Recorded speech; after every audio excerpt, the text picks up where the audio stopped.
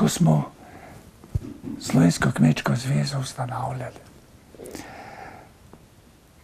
v Unionski dvorani, tam smo zapisali nekaj gesel, da orjamo ledino. Se pravi, začenjamo nekaj novega.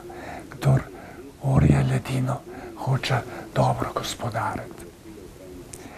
Rekli smo tudi, da zakaj bi moral kmet samo ubogati. Tega ne bomo več prenašali. Rad bi to prenesel tudi na cel narod, ne samo na kmečki sloj. Narod, če hoče biti suveren, mora biti res gospodar na svoje. Se pravi, dobro narodno gospodarstvo potrebujejo. In ne plenilske tolpe, ki plenijo nacijo in državo. Tiste vrednote, ki smo jih takrat imeli ob ustanavljanju Kmečke zveze, je treba ponovno izpostaviti, jih gojiti v ljudski stranki še prav posebej.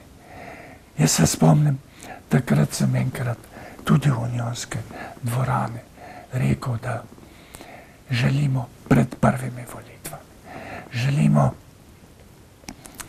državo, v kateri bomo vsi svobodni.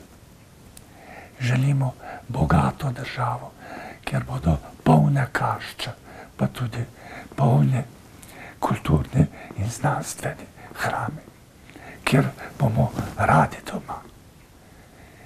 Želim, da bi ljudska stranka storila vse, da se bo to uresničevalo.